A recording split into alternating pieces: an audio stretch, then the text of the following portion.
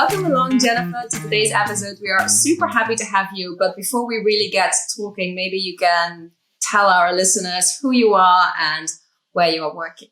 Yeah, happy to explain. Well, thank you so much, Neely and Joe, for having me on in the first place. So a little bit about me. So I've been in the startup space for almost 10 years now. Started off on the recruiting side, recruiting technology professionals, and then got into the kind of HR space about midway through my career. And so I've been at rapidly scaling startups where we have doubled in size, and I've done that a few times. And then the most recent startup I'm at now is called Privy. We're an e-commerce marketing platform, and I joined them about 2.5 years ago when there were 30 people. So one of my smaller startups to join, and we, fast forward the years, and we are now at 70 people. So it's been a great opportunity to see the team scale. And I've been focused on the recruiting side and also kind of building out an amazing, HR and people operations experience as well. Brilliant. Well, yes, thank you once again, Jennifer, for being here on the episode with us. We're so happy to have you here. And sounds like you've got some amazing experience of seeing companies grow from the ground up. So we are pumped. Today's episode is really all around employee or people experience. And so I just wanted to start off with a very basic question, and that is, what do those terms mean to you if we say employee experience or people experience? Yeah, I think the first thing I think of is, how do you treat employees? And also, when decisions are being made, are you making those decisions with the employees in mind before you make them? Like, does that factor in? We were talking offline, but for me, everything about a business touches the employee experience side, and the employee experience side affects everything within within a business as well. Absolutely. Now, if we follow up on that, perhaps, Jennifer, what would you say that the key pillars are of the people experience at Privy? What can you tell us about that? Yeah, so I think there can be a few, and they can even kind of branch off. But I think if I nail it down into three, I think the first one is kind of the company alignment. The people experience side is there to make sure that all the teams are rowing in the right direction. And so we're here to help hopefully have a say in the strategy, because again, the strategy affects the people, but also to really be kind of that peanut butter that connects teams together and gets them all aligned in a really good spot. And then I think the other thing that comes with that, though, is we're the ones that are championing the transparency and kind of the trust. You build trust by listening to people. So when people are giving you feedback, you are not only listening to them with open ears, but also you're putting an action plan into place, which kind of goes into the accountability part of it. So it's the trust and the transparency part, knowing that you're going to take that accountability and be actionable to it as well. And then the last part, I think that is, it's funny because I think I might be biased, but it's adaptability. When you're at a growing company, and especially a growing startup that's really just, from creation, things are going to change. And you really have to have a team that is going to be adaptable to that change and understand that it's inevitable, that change needs to happen for a company to thrive. So I think that adaptability is also should also be a key pillar too. I love what you were saying there about the peanut butter that brings all the departments together, all the teams together. That's really cool. And then the sense of trust, that sense of flexibility, adaptability, especially in startups, I guess, really, really growing quickly. You need people who are going to jump and just go for it. Super interesting. My next question is really around, the current context we're in, Jennifer. Obviously, you guys are on the East Coast in the US. We're in Europe, but we're all living the same thing, I think, with COVID. So a lot of people would say that people experience is maybe harder to kind of maintain or to grow in these times, especially given remote work. What are you guys taking into account with that in mind? Yeah, I think the first thing we thought about, again, kind of going back to what are employees telling us that they need, and what can we affect as a business. And I think the first thing we thought about was the flexibility piece. We have many different kind of people in different levels of their life, and so they all require different support right now. And so we wanted to make sure that we could build out flexibility for each person. And then also, I think, have those feedback loops coming back, where if an employee needed some additional flexibility, they could, bubble that up to their manager or bubble it up to our people ops team, and really have us help build that out and get them that as well. So that was the first thing that we wanted to tackle. It's been, I think, from a, building out a remote kind of employee experience, it's been a challenge, but I also think it's forced our teams to document more and almost be more communicative than they usually would be. Things can slide under the rug if you are in the office. So, and sometimes you might even lean on some of those casual coffee conversations more than you do. So you have to really be, with us being kind of siloed in a way, like you have to be proactive about reaching out to people and checking in with people too. Yeah.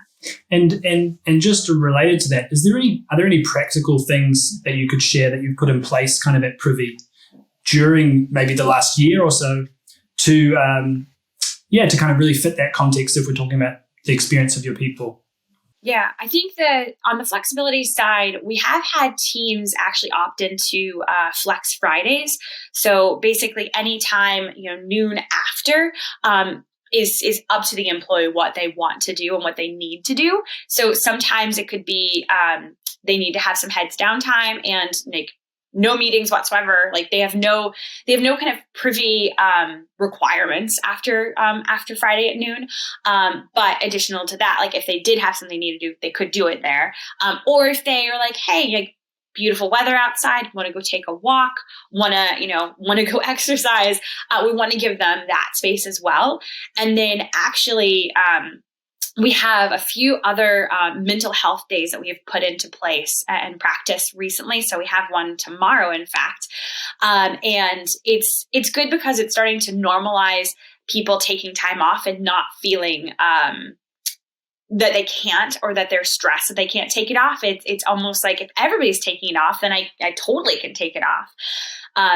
And then the last thing, which I was thinking about today with one of our managers, is when an employee does come back from vacation, and some employees have been known to check their email on a Sunday afternoon, or check in, maybe like pop in once or twice into a Slack channel. And we were just kind of thinking about how can we as an organization mitigate that so that employees truly checked out. And one thing I personally do that I actually suggested was buffering kind of that Monday as a day back is like almost like a transitional day. So I don't have a ton of meetings in the morning. I actually already have every Monday morning from 9 to 10, I have thinking time blocked off on my calendar.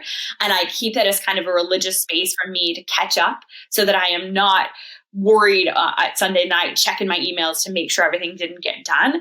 And then I also think the mind shift of folks is, we're not doing heart surgery here. Like everything is not an emergency. And even, getting back to a customer Sunday night versus Monday morning, I think everyone will be in the better mindset if they're like, just take your weekend, and just take your time. Yeah. Very cool. Absolutely. I love what you said about having an hour on Monday, just think time. I really love that. Yeah. Something else I was wondering when I heard you talk, Jennifer, is you mentioned the mental health days, I believe, or the initiative that you're going to start.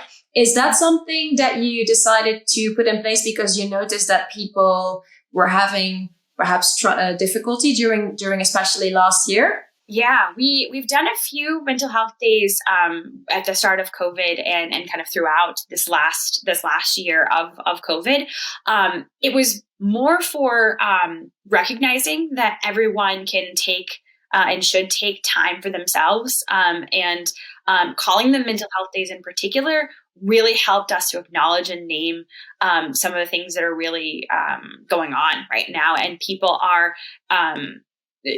have different stress levels and different different headspace kind of positions right now, but being able to just as a company be like, hey, we want to take a pause and we want to acknowledge that this is very challenging, that this is very difficult to go through, and we want to give you space.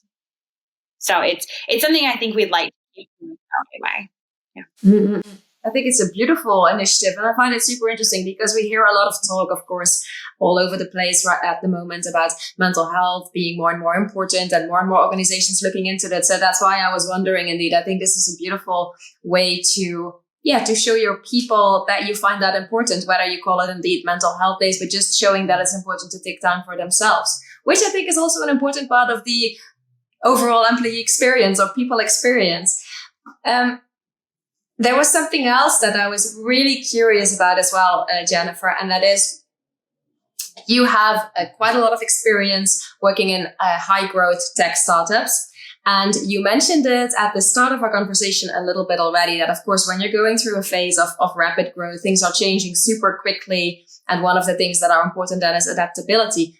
I was wondering, could you perhaps share a few common pitfalls when it comes to maintaining a great people experience during periods of rapid growth? What have you come across, and what could you share with our listeners that are pitfalls to try to avoid? Yeah. The one that comes to mind first, because I did it, and I on reflection, I see it that it happened as well. But every company is going to be different and going to have different needs.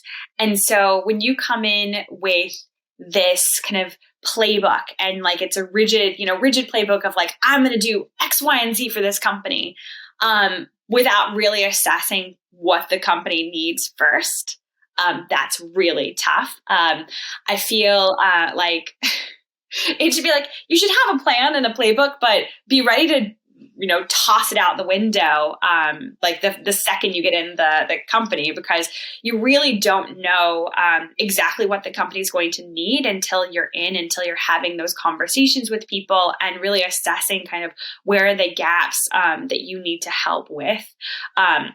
I have done that, though. I have come in to a company and like not even like haven't even spent 5 minutes with employees and been like, okay, they need this, they need that, we should get this and this and this, and you lose credibility really quickly when you do that, because you're not listening. You're not really assessing kind of the situation that you walked into. So that's my biggest pitfall. Yeah, that's really interesting to hear you say, and yeah, thanks for sharing that with us. We were interested as well to know, like, given you've worked in these organizations that are growing so fast, and I think you touched on it earlier, the fact that there's so many things to do all the time. How have you in the past sort of tried? Well, how have you been able to keep a good people experience through times where there's just more work to do than anyone could get done? If that makes sense. It's tough. And it also, I think, comes down to your kind of prioritization skills as well. So we're at Privy, we're a team of two, a strong, lean team of two at this point. And I know that some organizations will wait to bring on HR until they're like 100 people. And I honestly don't know how they do it and how they keep employees, because it is a lot of work. The one thing I'll say is when you're thinking about employee experience and prioritizing kind of things over another, the other thing you can do, especially if you're on a lean team, is shift the mentality of other managers. If you're having one-on-one conversations with managers and they're starting to think about the employee experience, then you've just expanded your team. and you have other ambassadors that are going to help with different experiences, different programs, and help shape the policies that you might put into place as well. And then I also think like on the ambassador front, getting employees engaged in the employee experience side too. I've been in a few companies now where we've built out these culture clubs where they're not only kind of coming to us with ideas about what they might want to do with the company, but they're also taking action items from them as well. So not everything has to fall on the people team, which has been really, really wonderful too. Yeah. I think that was a really valuable piece of advice, actually, Jennifer, because I think that among the people listening, there are surely also people in relatively small companies with maybe as well a relatively small but lean people team. And I think it's really useful to see how you can get support from other people in the organization to still spread the strategy that you have in building the people experience or the employee experience. I think that was a very useful piece of advice. Shifting a little bit to a different topic here, because we also would like to talk about measuring employee experience, something that is not always easy to do. So we were curious to know how you are thinking about measuring the people experience at Privy, and if you are measuring it, what kind of things you are measuring. Yeah. So we have at our company, we have scorecards for each department, and it has kind of health scores of different objectives and different goals. And I think about, the employee experience and employee happiness is definitely a big one. It is very challenging in some instances to gauge like if an employee is happy or not. So there's other leading indicators that I look at. So one of them is our employee net promoter score. And we do a quarterly pulse survey where we ask employees 10 questions. And there's high level kind of at the company level questions. There is questions about their manager. And then there's just questions about kind of their growth and how they are feeling. And we ask that net promoter question in there. And so that's a leading indicator for me that we do it on a 1 to 10 scale. And if anyone is below an 8, I'm usually trying to figure out like, what can we do to get that up? And that's a warning sign for me.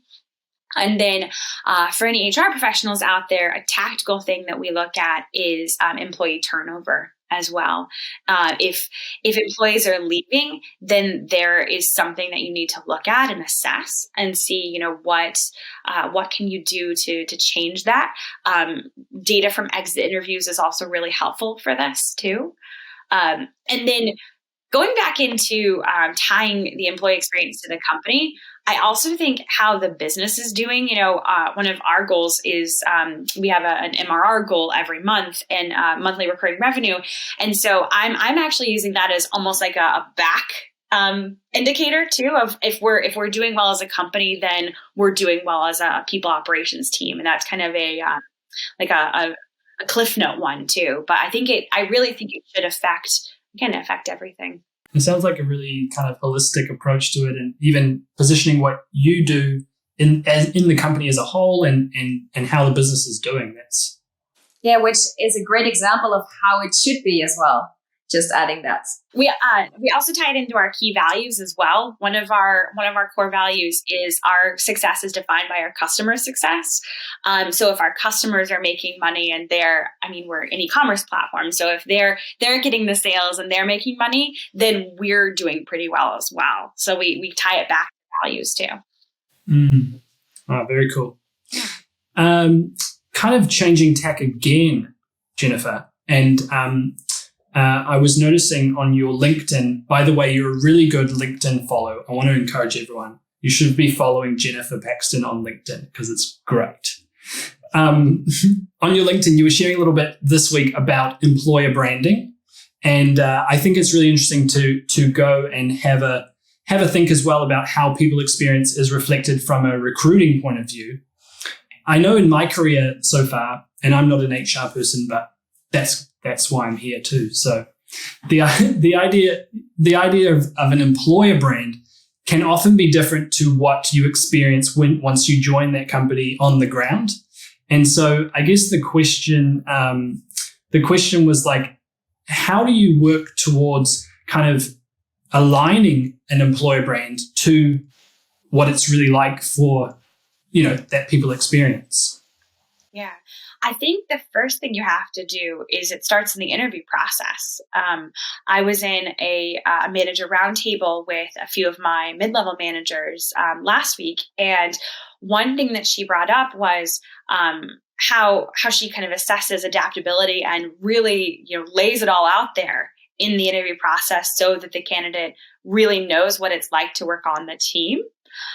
And then I am big at collecting data. So, 2 weeks in, we're having check-ins with candidates and our new hires, I should say, and we're talking to them about like everything that you thought about us. Is that still true? And do you were there any surprises along the way? And if I do get a yes, there was a surprise, then that is an indicator to me that something outwardly or in the interview process needs to be changed, because it really shouldn't be a surprise. I would say for Privy, what you see is pretty much what you get on that end. I describe us as a supportive and collaborative culture, and we are working toward that, like proactively working toward that every day.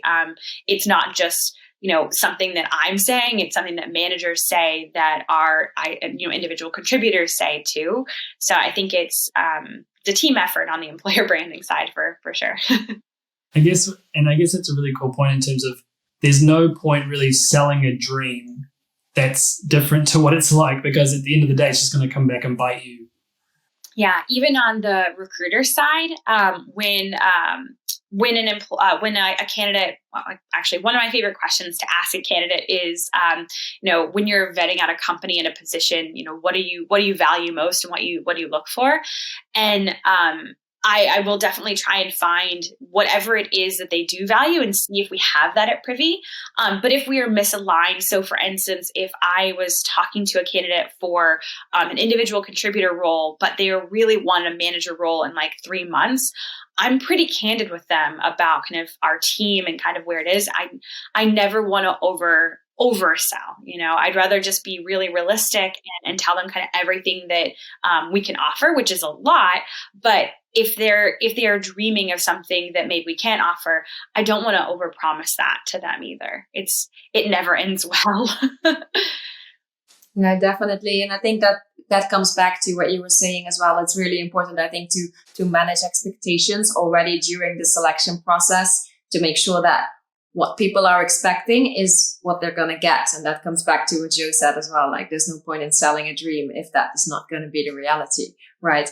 I think there's something else that if we fast forward again, Jennifer, to the future, you said earlier that a few years ago, there were about 30 people at Privy, and now I believe you said there's 70. So that is, of course, massive, massive growth. I think congratulations to you for finding these people as well and onboarding them. But so if we fast forward again a few years from now, what are you hoping that your people experience? What are you working towards when it comes to that? Well,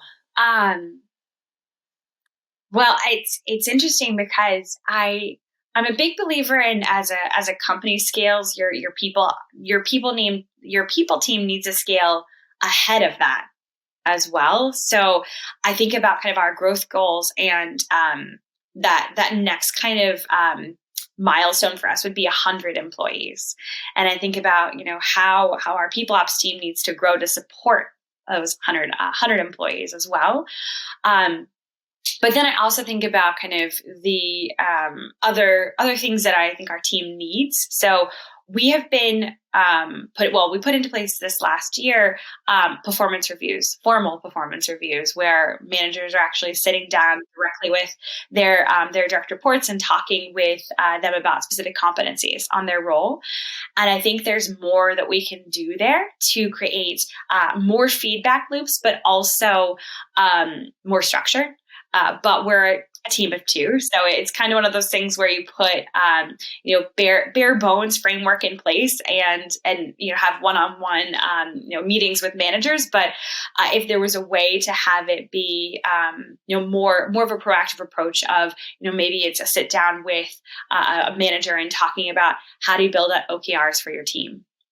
Or how do you help your team give, critical feedback to people and recognizing that everybody receives feedback differently. Those are small investments that we haven't really gotten to make yet because we're still in the process of let's build out a really phenomenal remote onboarding experience. So like that's kind of where we're at. Like we're at this stage. I would love to get us to that stage, but it's gonna take a little bit of time and investment there. Yeah, but I think it's always good, of course, to have something on your wish list, right? Something that you would really love to do. And while listening to you, Jennifer, something else came up that I was wondering about, and I think could be useful for our listeners as well. Is of course you're a team of two, and when it comes to being the people function in an organization, I mean there are so many things and so many areas that require attention and where you need to work on. How did you and your colleague, of course, but how are you actually prioritizing? How are you choosing, okay, this is where we need to start right now? Can you maybe share something about that? Yeah, I mean, we're leveraging a lot of the data and the conversations we're having with employees, a lot of, and also kind of the business needs too. I think they kind of all tie in together. So on the data side, in our quarterly pulse survey, a lot of people are feeling burnt out. And also a lot of people wanted to understand kind of our resources for mental health and kind of our offering for that.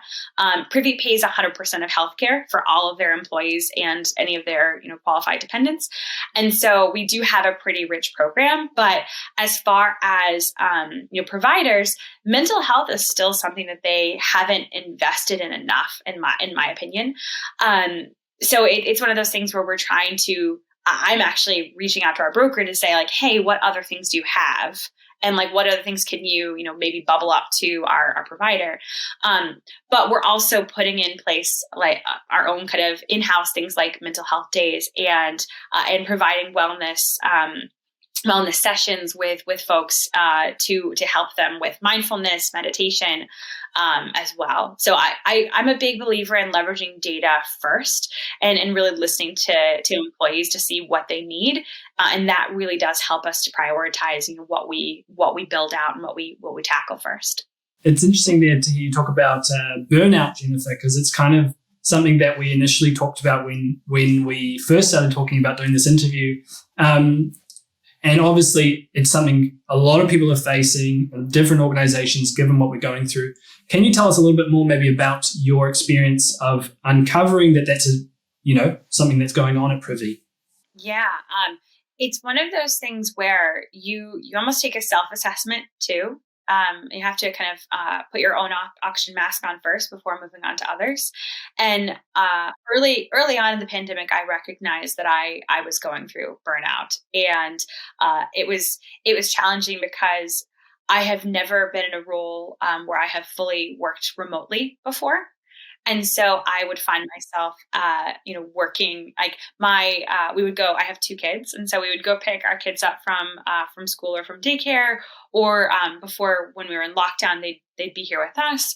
But I would find myself, working later into the night than I normally would have in when we were in the office. And so I recognized it on myself. And then I was having conversations, these one-on-ones with managers and a few of our employees, and found that they were experiencing the same thing. It was one of those very challenging, we have employees that are in one-bedroom apartments. So their office and their bed are in the same room, or like they just keep their laptop in the living room, and it's like, I could just check email and it'll creep in. Like I could just check email while I'm, doing, watching TV at night or something, and you really never shut off.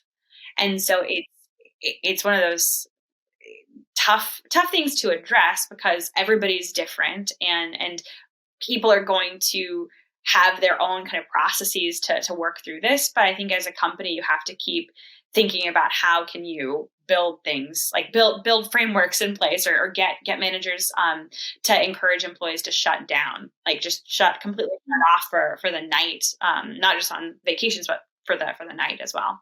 And yeah, I guess my subsequent question was kind of around what's the key drivers, but there I think you really touched on is the fact that today we don't switch off.